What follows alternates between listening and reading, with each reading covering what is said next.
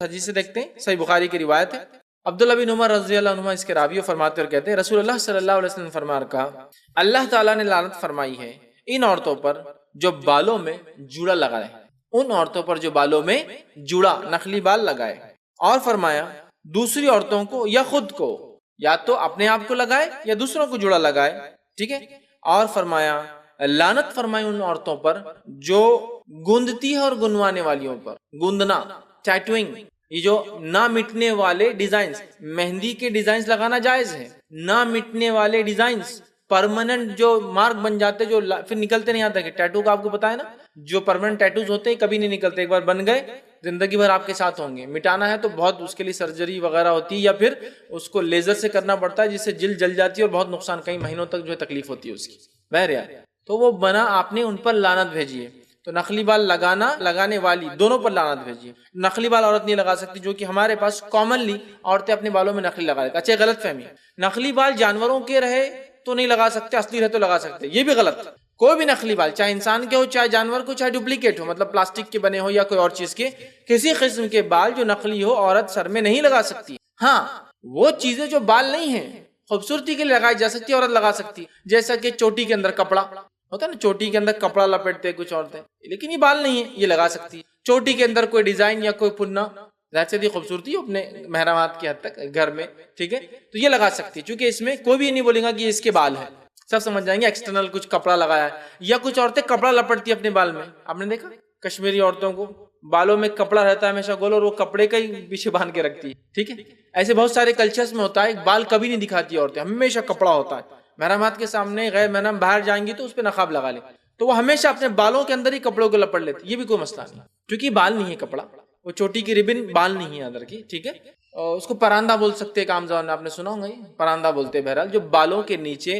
وول کا، پلاسٹک کا یا کپڑے کا ہوتا ہے، کچھ اس میں رنگ وغیرہ ہوتے ہیں، عورتیں لگاتی خوبصورتی کے لیے، وہ مسئلہ نہیں، لیکن بال جانور کے، انسان کے یا مصنوعی ڈپلیکیٹ کوئی قسم کے بال عورت اپنے بالوں میں اٹیچ نہیں کر سکتی، اس بات کو ہم ذہن میں رکھیں چونکہ یہ دھوکہ ہے۔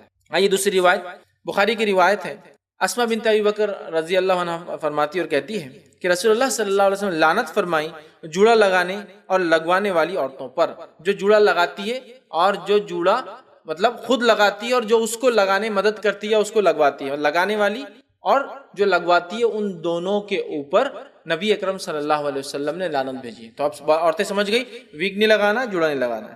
اسی طرح ایک خاتون کا مسئلہ یہ ہوا، بخاری کی روایت ہے، اسماء بنت ابی بکر رضی اللہ عنہا اس کی راوی، وہ کہتی ہے کہ ایک عورت نے عرض کیا اللہ کے رسول صلی اللہ علیہ وسلم میری بیٹی کو چیچک نکلی تھی جس کی وجہ سے اس کے سر کے پورے بال چلے گئے، کیا میں اس کے، اور اس کا نکاح بھی ہو چکا ہے، کیا میں اس کو جوڑا لگا دوں؟ مطلب اس کے بال جا چکے ہیں تو کہ اللہ کے رسول کیا میں اس کو ڈپلیکیٹ ہیئرز لگاؤں، ویگ لگاؤں؟ چونکہ اس کی شادی ہو چکی ہے، شاید ودائیگی نہیں ہوئی تھی، تو اب شوہر لے جائیں گا تو ایک عورت جس کے بال چلے گئے ہو، آپ سوچی کیسے لگیں گے، کتنا سیریس ایشو ہے نا۔ ایک مرد کے بال جا رہے تو وہ دیوانہ ہو جا رہا بال جا رہے بول کر، کیا کیا ٹیسٹا کرا، لاکھوں روپیہ خرچ کر رہا، ایک عورت کے بال چلے، اس کی بیٹی کی بال چلے جس کی شادی ہو چکی، اب اس کو بھیجنا ہے، کتنا سیریس ایشو ہے نا۔ وہ کہہ رہی اللہ کے رسول کیا اس کو چیچک کی وجہ سے بال چلے گئے میں جوڑا لگا لوں؟ نبی اکرم صلی اللہ علیہ وسلم فرماتے، آپ نے ارشاد فرمایا اللہ تعالیٰ نے جوڑا لگانے والی اور لگوانے والی عورتوں پر لعنت فرمائی۔ کہا نہیں، یہ لعنتی عمل ہے اور تو یہ نہیں کر۔ سوچیے کتنی تکلیف ہوئیں گی نا اس بچی کو، ظاہر سی بات ہے نا، ایک عورت بغیر بال کے تصور کرنا بھی محال ہوتا ہے ہمارا، لیکن اجازت نہیں دی گئی اس کو بھی۔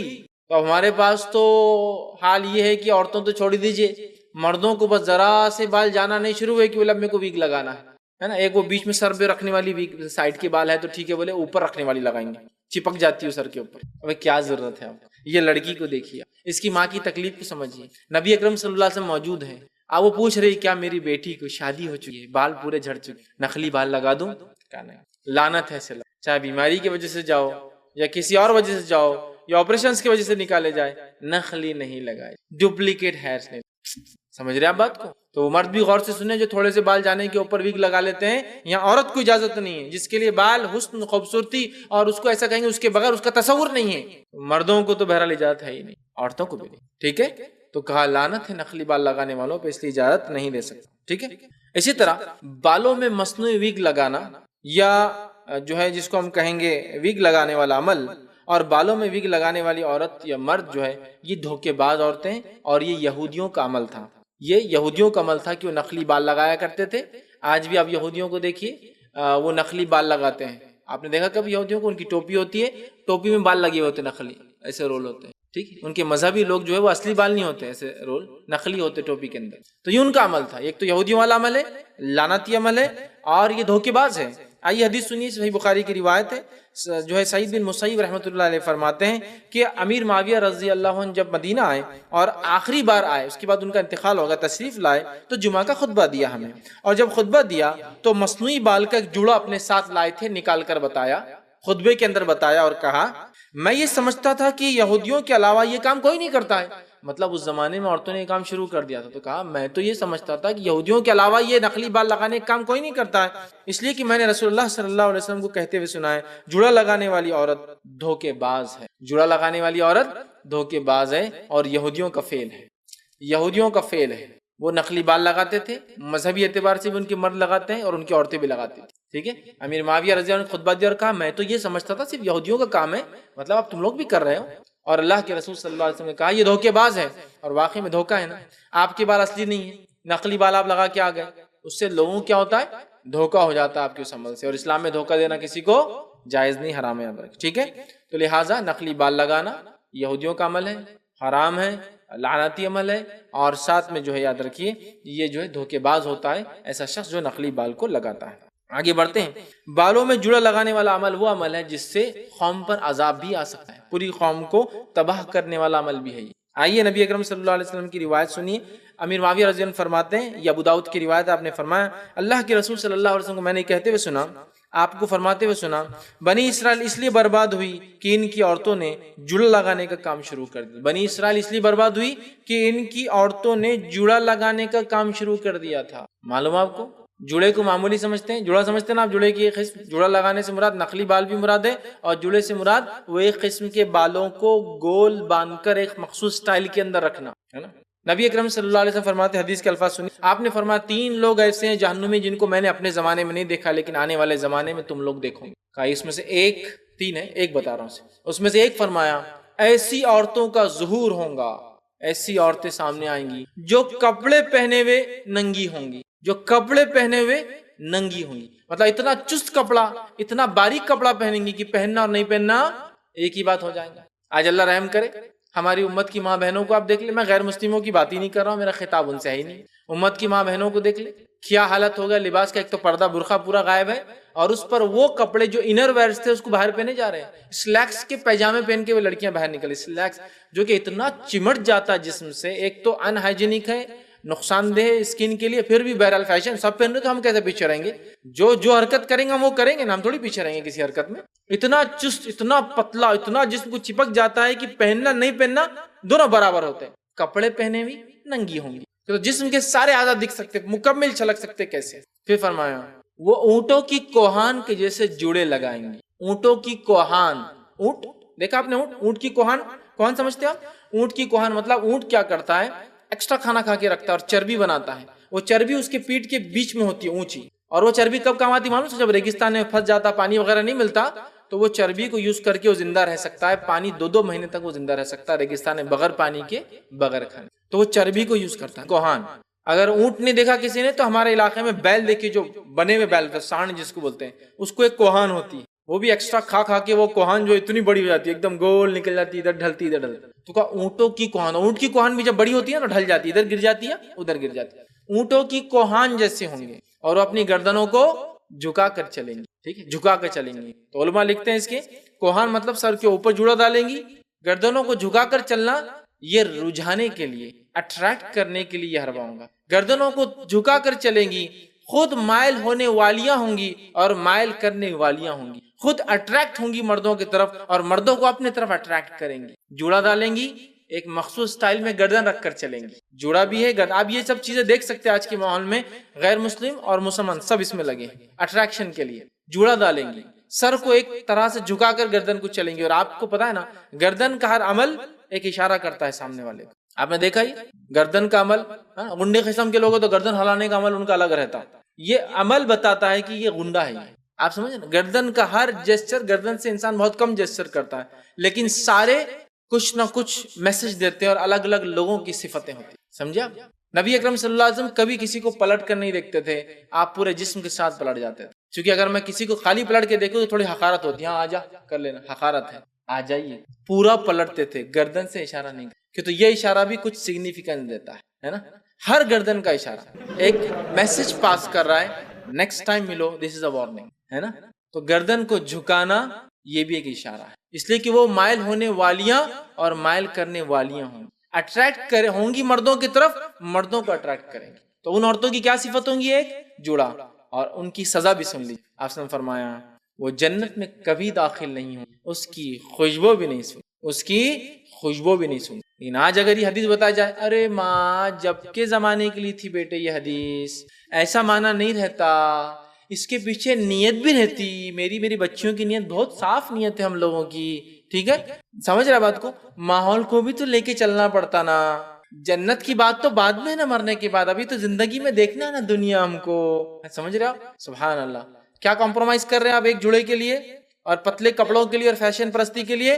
آپ کمپرومائز کر رہے ہیں اپنی آخر۔ بہت معمولی لگتا ہے عورتوں، بہت سی بار جب میں بولتا ہوں، کبھی کبھی بہت سخت جملے بولتا ہوں، سخت الفاظ بولتا ہوں، لوگ بولتے ہیں ارے فیض بھی آپ اتنا سخت بولتے ہیں، عورتیں سن رہی ہیں، تو میں نے کہا میں سنانے کو تو بولتا ہوں، آپ کو کیا لگ رہا ہے میں سنانے کو نہیں بول رہا ہوں، میں سنانے کو تو بول رہا ہوں، ہو سکتا کہ کوئی اپنے آپ کو چینج کر لے، چونکہ شیطان نے جو ضرب عورتوں کو لگائی لباس میں سنگار بناؤ کے معاملے میں، مردوں کو نہیں لگا پایا ویسے، چونکہ ان کے بناؤ سنگار اور ان کے کپڑے کم پہنے جو فتنہ پھیلتا ہے وہ مردوں سے نہیں پھیلتا ہے، آپ کو پتا ہونا چاہیے، ایک مرد اگر راستے پہ ننگا بھی چلے نا تو لوگ دیکھنا پسند نہیں کریں گے، منہ پھیر لیں گے، مرد بھی اور عورتیں بھی، لیکن عورت ذرا سے کپڑے کم پہنے نا پورے بازار اور پورے شہر اور پورے ملک کی نظر اس پہ گڑ جاتی ہے، اس لیے کہ اللہ تعالیٰ نے عورت نے فطری کشش دی ہے، سمجھ رہے ہیں بات، لیکن وہ صرف اس کے شوہر کے لیے، سمجھ رہے ہیں، تو لہٰذا یہ روایت بتا رہی ہے کہ جڑا، نخلی بال لگانا اور جڑوں کو اوپر باندھنا، سر پہ باندھنا جو اٹریکشن کے لیے ہوتے ہیں، یا یہاں باندھا جائے یا یہاں باندھا جائے، جو کہ بہت کامن ہے، کچھ کلچرز میں تو ایسا اس کے بغیر رہتے نہیں ہوں، جوڑے باندھ کے اس پر اسکارف کو اسپیشل سٹائل سے بالکل لپیٹ کے بالکل وہ چلتے ہیں، اگر ان کو کہا جائے حدیث میں ایسا ہمارا ٹریڈیشن ہے، کلچر ہے، ہمارے ملک کی تہذیب ہے، ایسی تہذیب جو بیڑا غرق کریں گے آخرت میں، اس تہذیب کو پھینک دینا چاہیے، اپنے آپ سے ہمیشہ کے لیے دور کر دے، کوئی تہذیب اسلام سے اونچی نہیں ہو سکتی، یہ بات ہمارا ایمان عقیدہ ہے، جس نے یہ سمجھا کہ میری تہذیب اسلام سے اونچی ہے اس کا بیڑا غرق ہوا، پھر اس بات کو سمجھنا ہے، ٹھیک ہے، لہٰذا بالوں کے معاملے میں بڑی احتیاط کریں، تو چہروں کے بال نکالنا ہے نا، چہروں کے بال سے مراد بھویں ہیں، یاد رکھیے کہ تو اس زمانے میں عورتیں بھووں کے ہی بال نکالتی اور عورتوں کو چہرے پہ صرف بھووں پہ بال ہوتے ہیں، سمجھ رہے آپ، تو بھووں کے بال نکالنا کتنا کامن ہو چکا ہے، اب فیض بھائی کچھ بھی بول رہے ہیں آپ، اتنا کڑک نہیں بولنا، اسلام بہت نرم دین ہے، اسلام میں بڑی آسانیاں ہیں، اللہ خوبصورت ہے، خوبصورتی کو پسند کرتا ہے، ہاں میرے بال ایسے کاٹو جیسے کھڑے ہو جا رہے، میری دونوں بھویں جا کے مل گئی، ٹھیک ہے، میری بھویں ملنے کے بعد ادھر سے بھی اوپر جا رہی، اچھا نہیں لگتا وہ، ٹھیک ہے، میری بھویں بہت موٹی ہے نا، تو مجھے باریک کاڑی کیسی بنا دینے کی اس کو بھووں کو، کسی کی موٹے بھویں ہیں، کسی کی موٹی پتلی، کسی کی بھویں باریک ہے، اور آپ کو پتا ہے فطری طور سے بھی عورتوں کی بھویں اللہ نے مردوں کے مقابلے میں بہت باریک بنائی، مردوں کی بھویں دیکھیے اب کتنی چوڑی ہوتی نا، عورتوں کی نہیں ہوتی، آپ اپنی والدہ کی دیکھیے، بہن کی دیکھیے، بیٹی کی دیکھیے، پتلی ہوتی ہے، اللہ تعالیٰ خود جانتا کہ اس کو کیا چیز کی ضرورت ہے، آپ مان لو مردوں کے مقابلے میں عورتیں 1% بھی نہیں ٹخلی ہوتی ہیں، بال جاتے ہیں، مردوں کے بال جاتے ہیں، عورتوں کے نہیں جاتے بال، آپ نے کبھی کوئی عورت کو دیکھا، کوئی عورت ہے اور اس کے بال چلے گئے 20 سال کی عمر میں، نہیں ملیں گا سوائے بیماری کی، اللہ کو پتا ہے اس کی ضرورت ہے، آپ نے کبھی عورتوں کو دیکھا پورے جسم میں بال بھرے، ویسے کوئی قصہ سنا بال بھرے رہے، لیکن مردوں کو آپ دیکھیں کتنے ریچ کیسے ہو جاتے ہیں، کچھ مرد اتنے بال کہ اگر بنین میں گھر سے باہر نکل تو بولتے رہے ہم ڈر گئے تھے، ہم نے کیا پہن کے آ گئے، ماشاءاللہ جسم پر بال ہوتے ہیں، چونکہ مرد محنت کرتا ہے، مشقت، اور بالوں کے نیچے سوراخ ہوتے ہیں جو کیا کرتے ہیں باڈی ٹیمپریچر کو مینٹین کرنے کے لیے پسینے کو باہر ضائع کرتے ہیں، اور عورتوں کو ویسے مشقت کام نہیں کرنا ہے، اللہ نے فطری طور سے ان کو بال کم دیے، نہ ہاتھوں پر بال دکھیں گے نہ پیر، یہ اللہ تعالیٰ بہتر جانتا ہے اس نے کیا بنایا میرے بھائی، آپ کیوں سمجھ رہے کہ اس سے میں خوبصورت لگوں گی، اس سے آپ بدنما، ہاں شیطان کو تو آپ بہت ضرور پسند آؤں گی، لیکن آپ بدنما اور اپنی تخلیق کو بدل لوں گی، میری بہنوں سے میری ماؤں سے گزارش ہے یہ شیطان کے بہکاوے میں نہ آئے، اور آپ جیسے ہیں سب سے خوبصورت ہے، سب سے خوبصورت، تو بھویں اللہ نے جیسا بال دیے الگ الگ شیپ سائز میں، کان دیے، آنکھ دیے، ناک دیے، منہ دیے، داڑھی ہے، مونچھیں مردوں کی ہوتی ہیں، اسی طرح بھویں ہوتی ہیں، ہر بھوں الگ شکل کی، کسی کی مل جاتی ہے، کسی کی ملنے کا دی بڑی، کسی کی ادھر جانے کے بدلے ادھر چلے جاتی ہے، کوئی مسئلہ، اللہ نے بنایا جیسا اس نے چاہا، کیا مسئلہ اس کے، سمجھ، لیکن وہ اسپیسیفک خوبصورتی کا پیمانہ پتلی بھویں، تب چلو بھائی دکان پہ، ہاں پارلر پہ پتلی بھویں، بھاؤ بنانے کا طریقہ بھی دیکھیے، کوئی پٹکیا لگا کے اکھاڑ رہا ہے.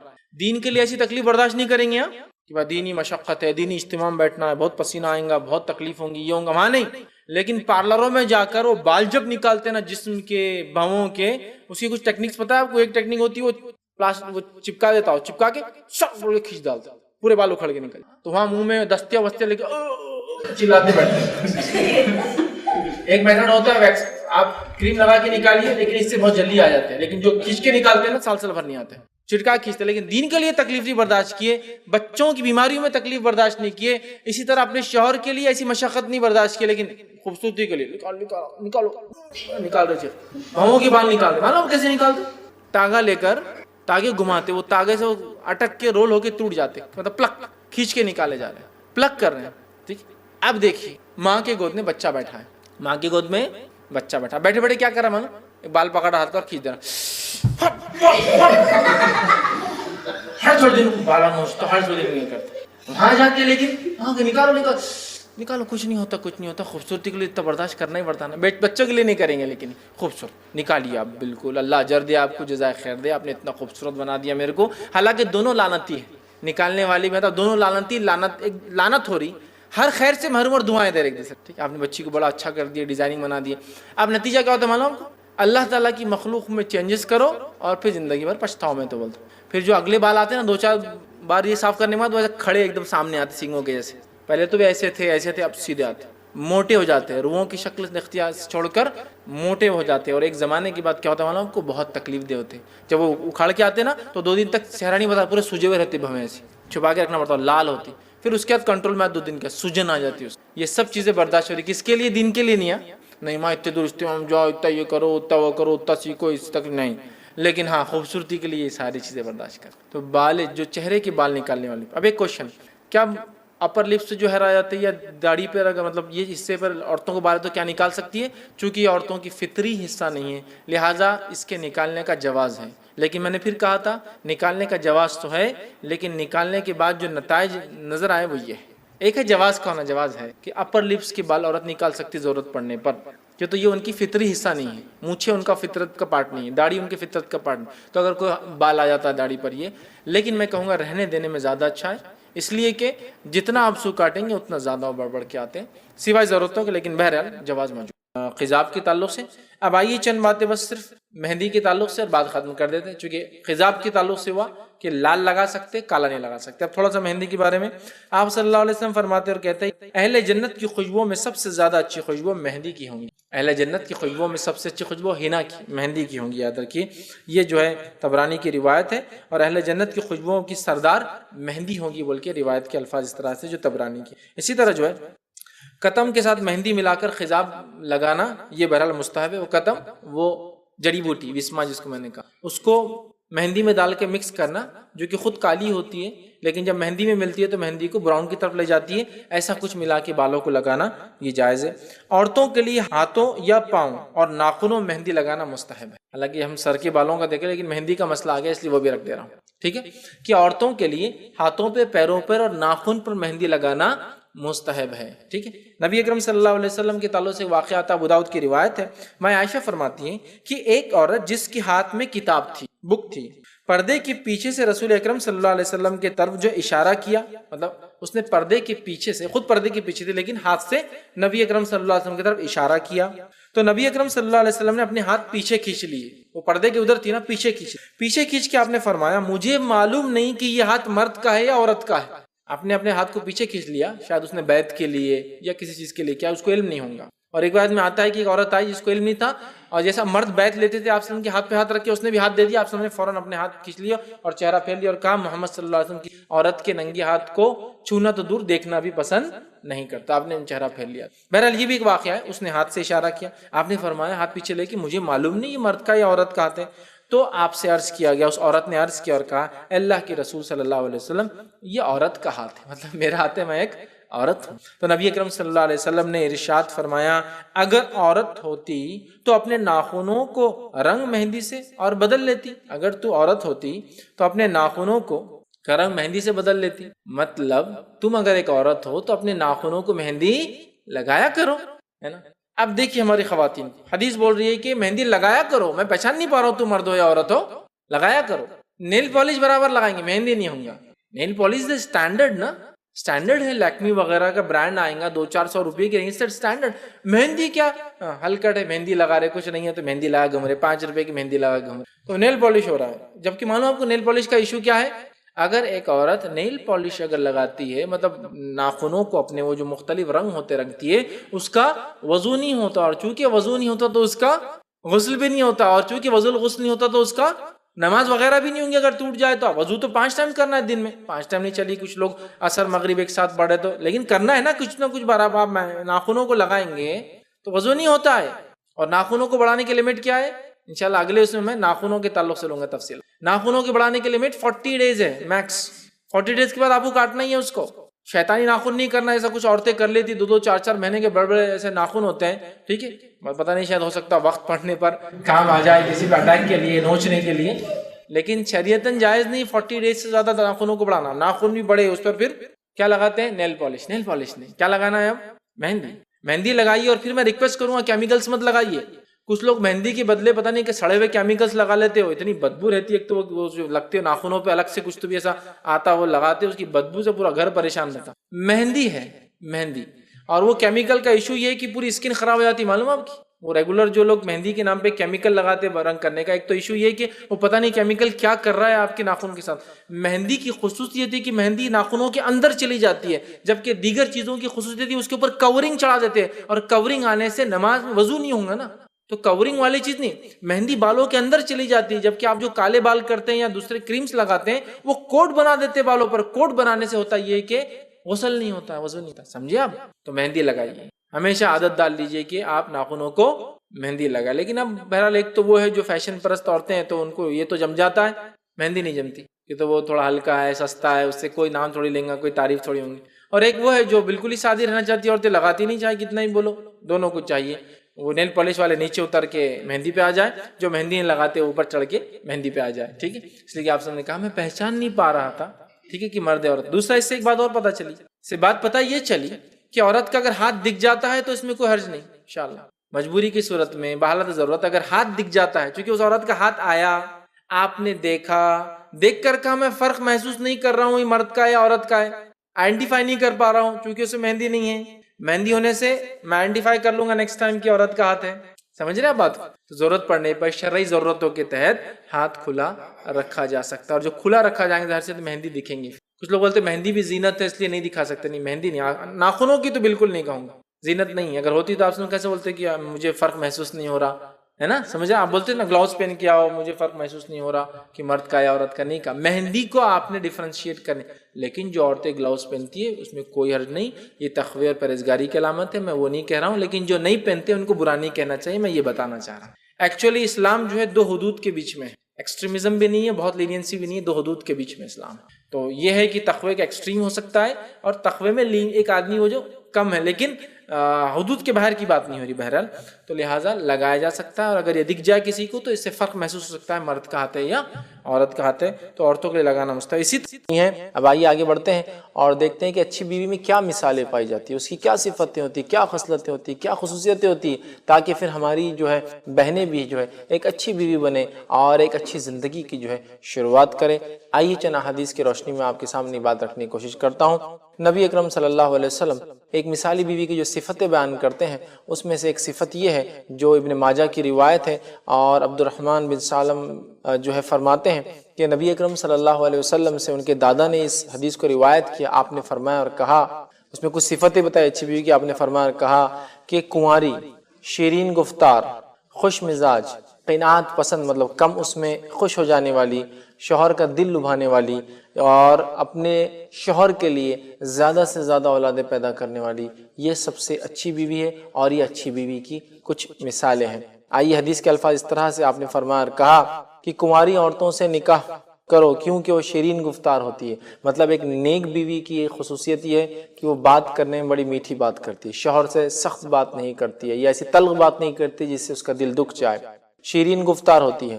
آگے فرمایا اور کہا زیادہ بچے جو ہے پیدا کرنے والی ہوتی، مطلب اولاد کی زیادتی والی ہوتی، وہ پسند کرتی کہ اس کے شوہر کے ساتھ مل کر وہ زیادہ اولادیں پیدا کرے، اور فرمایا کہ کم چیز میں خوش ہو جاتی ہے، مطلب قناعت پسند، بہت زیادہ اس کو کچھ دینا نہیں پڑتا ہے، وہ اس سے خوش ہوتی ہے۔ اس سے پتہ چلا ایک بیوی میں یہ صفت ہونی چاہیے کہ اچھی بات کرے شوہر سے اور اولادیں پیدا کرے، اور جو بات پتہ چلتی وہ یہ ہے کہ کم چیز میں شوہر سے خوش ہو جائے، یہ نہیں کہ ہر بار زیادتی کا مطالبہ کرے جیسا آج کل بہت ساری عورتیں کرتی کہ ہر چیز زیادہ مطلب اچھی، کم مطلب بری، تو اس چیز کو سمجھنے کی ضرورت ہے۔ اسی طرح نبی اکرم صلی اللہ علیہ وسلم فرماتے ہیں، اور ایک حدیث کا بالکل ایک جملہ متفقہ علیہ روایت ہے، حدیث کافی طویل ہے، اس کا آخری حصہ ہے، آپ نے فرمایا جس کے راوی جو ہے جابر رضی اللہ عنہ ہے، اور انہوں نے جب نکاح کیا تو انہوں نے ایک جو ہے بیوہ سے نکاح کیا۔ نبی اکرم صلی اللہ علیہ وسلم سے سوال کیا، جب انہوں نے کہا اللہ کے رسول میں نکاح کیا، تو کہا کس سے، بیوہ یا کنواری؟ تو کہا بیوہ سے۔ تو کہا کنواری سے کرتے اس لیے کہ وہ تمہارے ساتھ کھیلتی اور تم اس کے ساتھ کھیلتے۔ اس سے یہ پتہ چل رہا ہے جو نبی اکرم صلی اللہ علیہ وسلم فرما رہے ہیں کہ وہ تیرے ساتھ کھیلتی اور تو اس کے ساتھ کھیلتا، اس سے پتہ چل رہا ہے کہ بیوی بھی اس عمل کے اندر شامل رہے جو انسان نکاح کی بات کرتا ہے، ورنہ بہت سی بار جو شوہروں کی کمپلینس ہوتی ہے اور طلاق کی وجوہات میں سے ایک وجہ یہ ہے کہ شوہر کا کہنا ہے کہ جب بھی میں جنسی خواہشات کی نیت سے اس کے پاس جاتا ہوں، اس کے طرف سے کوئی رجحان نہیں ہوتا ہے، وہ اس کے طرف سے جو ہے آگے نہیں بڑھتی ہے نا۔ تو یہ حدیث میں الفاظ ہے وہ تیرے ساتھ کھیلتی اور تو اس کے ساتھ کھیلتا، یہ بات بالکل واضح ہے۔ اور جب کوئی ایک کھیل کھیلا جا رہا ہو اور دو لوگوں سے کہا جا رہا ہے وہ اس کے ساتھ اور یہ اس کے ساتھ، مطلب دونوں پارٹنرز کا اس عمل میں شامل ہونا ضروری ہے۔ تو ایک مثالی بیوی کی صفت ہے کہ وہ شوہر کی خواہشات پوری کرتی ہے اور اس عمل میں جو ہے وہ خوشی سے، اپنی رضا سے اور ایک فریق بن کر جو ہے اس میں شامل ہوتی ہے۔ اسی طرح جو باتیں حدیث کے اندر آتی ہے کہ ایک نیک بیوی کی کیا مثال ہے یا اس کی کیا خصوصیتیں ہوتی ہے، نبی اکرم صلی اللہ علیہ وسلم اس کو فرماتے ہیں، کچھ خصوصیتیں جو آتی ہے اس میں یہ ہے کہ شوہر کی غیر موجودگی میں اس کی مال اور اس کی عزت کی حفاظت کرنے والی بیوی، یہ خاتون ایک نیک بیوی کی، اچھی بیوی کی صفتیں ہیں کہ شوہر کی غیر موجودگی میں اس کے مال اور اپنی عزت کی حفاظت کرنے والی۔ آئی حدیث اس طرح سے ہے جو ہے یہ طبرانی کی روایت ہے، اور عبداللہ بن سلام رضی اللہ عنہ فرماتے ہیں کہ نبی اکرم صلی اللہ علیہ وسلم فرمایا اور کہا، بہترین بیوی وہ ہے کہ جس کی طرف تو دیکھے تو تجھے خوش کر دے۔ دیکھیے بہترین بیوی کی صفت پھر آ رہی ہے حدیث میں، بہترین بیوی وہ ہے جب تو اس کی طرف دیکھے تو تجھے خوش کر دے۔ ٹھیک ہے، یہ بہت امپورٹنٹ پوائنٹ یہاں ڈسکس ہو رہا ہے، ورنہ ہوتا یہ ہے کہ کوئی شوہر اپنی بیوی کی طرف دیکھ رہا ہے اور بیوی ایک دم برا منہ بنا کر بالکل بیٹھی ہوئی ہے، تو ظاہر سی بات ہے شوہر بھی پریشان ہو جاتا ہے، یہ کیا معاملہ ہے کہ بھائی میں تو جو ہے دنیا کی برائیوں کو چھوڑ کر گھر میں داخل ہوا ہوں، امید کرتا ہوں بیوی دیکھے، اور بیوی ایک دم منہ لٹکا کر بیٹھی ہے کہ شوہر اس کو دیکھ کر وہ بھی نروس ہو جا رہا ہے کہ کیا معاملہ چل رہا ہے۔ جب تو اس کو دیکھے تو خوش کر دے، یہ بہت اہم صفت ہے ایک بیوی کی، اور جب بیویاں یہ صفت اپنے اندر پیدا کر لیں گی تو بہت آسانی سے وہ کسی بھی قسم اور کیسے بھی مزاج کا شوہر ہو، سخت سے سخت اس کو ٹیکل کر سکتی ہے۔ کیا ہے کہ دیکھے تو خوش کر دے، مطلب نظر ڈالی اور شوہر خوش ہو گیا، یہ بڑی اہم چیز ہے۔ اس کے لیے آپ کو کچھ زیادہ نہیں کرنا ہے، جب شوہر آپ کو دیکھے ایک خوشی کی، ایک اچھے انداز سے آپ اسمائلنگ فیس اس کو دے دیں، بس یہ کافی ہوتا ہے اس کے لیے۔ سمجھ رہے ہیں بات کو؟ یہ بڑی اہم بات ہے جو آپ سے فرما رہے ہیں کہ جب تو اس کے طرف دیکھے تو تجھے خوش کر دے، یہ ایک مثالی بیوی کی صفت ہے۔ تو لہٰذا ایسی مثالی خاتون ہم بن جائے، ایسی بیوی بن جائے کہ جب شوہر ہماری طرف دیکھے ایسے خوش مزاجی سے اس کو رپلائی کیجئے، دیکھیے، ہنسیے، کہ اگر وہ پریشان حال، مصیبت میں پریشان یا کسی تکلیف سے پریشان، باس کے ستانے سے پریشان، کام کی فکر سے، تنخواہ کے نہیں ملنے کی فکر سے، سواری کی مشکلات سے، سفر کی تنگی کی وجہ سے، اولاد کی کوئی پریشانی ہے، بیماری سے آیا ہے، آپ نے دیکھا اور اس کو آپ نے خوش کر دیا، یہ بڑی اہم بات آپ سے بتا رہے ہیں۔ ورنہ اکثر بیویاں اپنا منہ اتنا لٹکا کر رکھتی ہے جس کی وجہ سے یقیناً آپ بھی پریشان ہیں گھر میں، لیکن کمانے کی جو پریشانی ہوتی ہے ادر کی بہت زیادہ ہوتی ہے مرد کے اوپر۔ ٹھیک ہے، تو بہرحال خوش کر دے۔ دوسرا فرماتے ہیں کسی بات کا حکم دے تو بجا لائے۔ پہلی حدیث میں 3 صفت ہے، یہ حدیث میں 3 صفتیں ہیں۔ دوسری صفت اس حدیث کے اندر جو آ رہی جو کہ 5ویں ہوں گی صفت دیکھا جائے تو، کہ جب تو حکم دے تو حکم بجا لائے، مطلب ایک بیوی نیک اپنے شوہر کے حکم کی فرمانبردار ہوتی ہے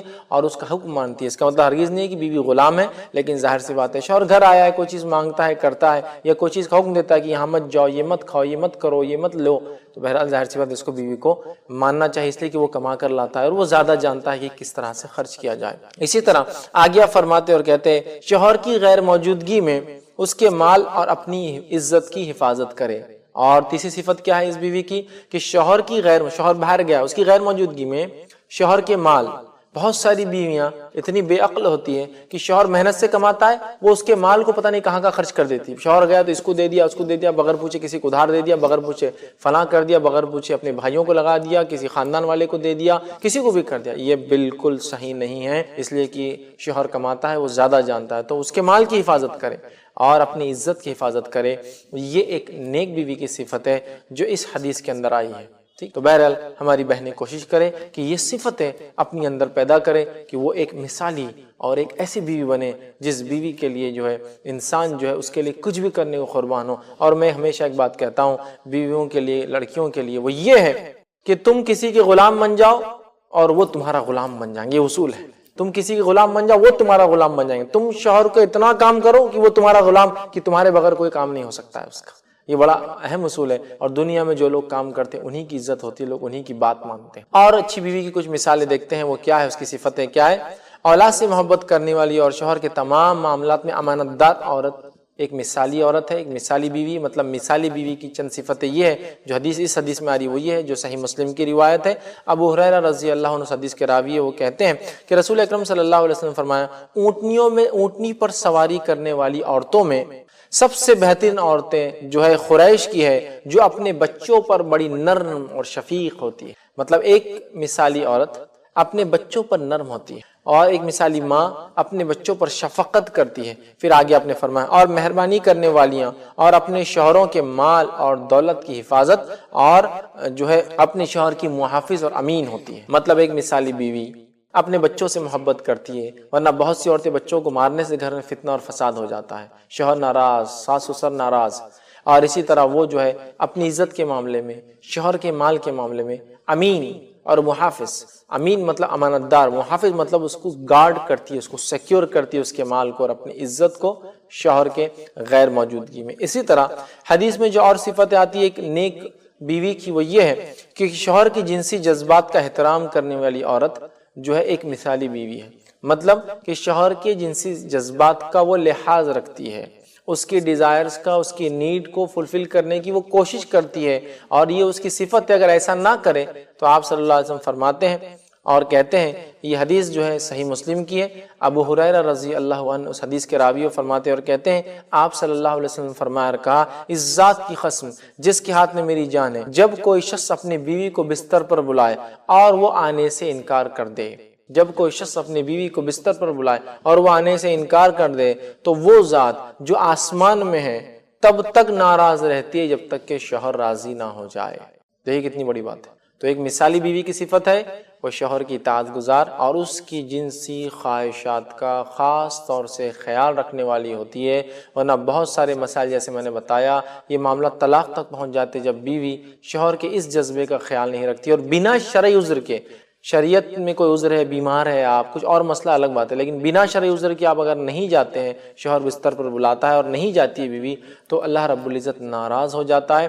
کب تک؟ جب تک کہ وہ شوہر کو راضی نہ کر لے۔ مطلب شوہر کی ناراضگی میں اللہ رب العزت کی ناراضگی ہے، یاد رکھیے، چونکہ حدیث کے الفاظ واضح ہے، قسم ہے اس ذات کی جس کے ہاتھ میں میری جان ہے، جب تم میں سے کوئی شخص اپنی بیوی کو بستر پر بلائے وہ نہ آئے، تو وہ ذات جو آسمان میں ہوتی تب تک ناراض ہوتی جب تک کہ شوہر کو راضی نہ کر لے۔ مطلب شوہر راضی تو اللہ راضی، شوہر ناراض تو رب بھی ناراض ہو جاتا ہے، یاد رکھیں۔ لیکن یہ شریعت کے مطابق، اس لیے کہ اگر شوہر غیر شرعی حکم دے تو آپ کو نہیں ماننا، یاد رکھیں، اس لیے کہ کسی بھی مخلوق کی اطاعت خالق کی معصیت میں نہیں ہوتی، یہ اصول شریعت کا، ٹھیک، کہ اللہ جس چیز میں ناراض ہوتا ہے اس میں نہ شوہر کی اطاعت، نہ والدین کی اطاعت، نہ دنیا کے کسی انسان کی اطاعت، ٹھیک ہے۔ تو بہرحال شوہر کی جو ہے اطاعت کرنے والی، شوہر کی فرمانبردار، شوہر کی جنسی خواہشات کو پورا کرنے والی، جب وہ بلائے اس کے پاس آنے والی، یہ بیوی جب ایسا کرتی ہے تو اللہ رب العزت اس سے راضی ہوتا ہے، شوہر بھی ظاہر سی بات ہے اس سے راضی ہوتا ہے اور اس سے خوش رہتا ہے، ورنہ اللہ رب العزت بھی جو ہے اس سے ناراض ہو جاتا ہے، اس لیے کہ وہ اپنے شوہر کو جو ہے ناراض کر رہی ہے۔ آگے بڑھتے ہیں اور ہم دیکھتے ہیں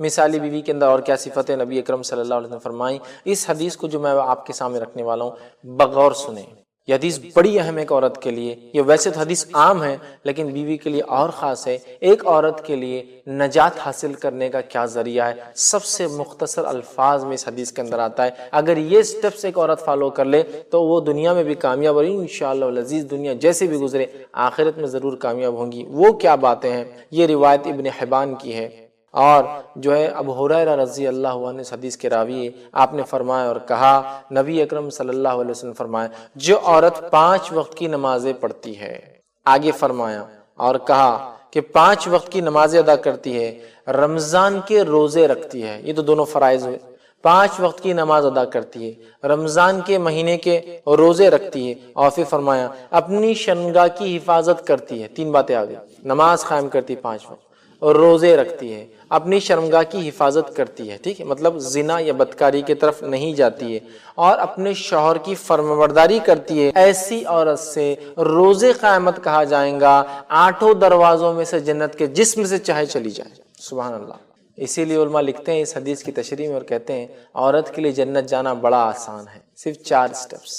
پہلا، نماز قائم کرے، ظاہر سی بات ہے یہ تمام چیزیں توحید کے بعد ہیں، نماز قائم کرتی ہے 5 وقت، روزہ رکھتی ہے رمضان کا، الحمدللہ اکثر عورتیں کریں، اپنی شرمگاہ کی حفاظت کرے، مطلب جو ہے زنا کی طرف نہ جائے، ٹھیک، اور صرف چوتھا ایک کام ہے، شوہر کی اطاعت کرے، جن میں یہ 4 صفتیں الحمدللہ آپ سے فرماتے ہیں اس سے کہا جائے گا روز قیامت کی 8 دروازے جنت کے جس میں سے چاہے چلی جائے۔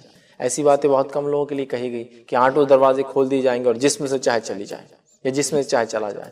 یہ ایک بیوی کے لیے ہے، اس لیے کہ شوہر کی اطاعت بھی اس کے اندر بیان کیا جا رہا ہے، ٹھیک ہے، تو کتنی اہم حدیث ہے نا۔ اب ہر عورت کوشش کرے کہ خود اس چیز پہ عمل کرے اور اپنی بچیوں کو بھی سکھائے، بیٹا یہ بات کو ہمیشہ یاد رکھو کہ یہ کام ہم کو کرنا ہے، اس لیے کہ دس از منیمم کرائیٹیریا، ایک عورت کے لیے کم سے کم چیزیں جو کرنے سے انشاءاللہ عزیز وہ جنت میں جا سکتی۔ کتنی پیاری بات ہے نا حدیث کے اندر، اور اس میں ایک نیک بیوی کی صفتیں بھی آ گئی، مثالی بیوی کی وہ کیا کیا ہے، نمازیں قائم کرتی ہے، مثالی بیوی نمازی ہوتی ہے، روزہ رکھتی ہے، اسی طرح وہ جو ہے شرمگاہ کی حفاظت کرنے والیاں ہوتی ہے، اور مثالی بیوی شوہر کی اطاعت گزار ہوتی ہے۔ مطلب 4 صفتیں اس حدیث میں آ گئی، 4 صفتیں جس میں بیک وقت پائی جائیں گی، انشاءاللہ عزیز وہ عورت جنت میں بھی جائیں گی۔ کتنی بڑی بات ہے۔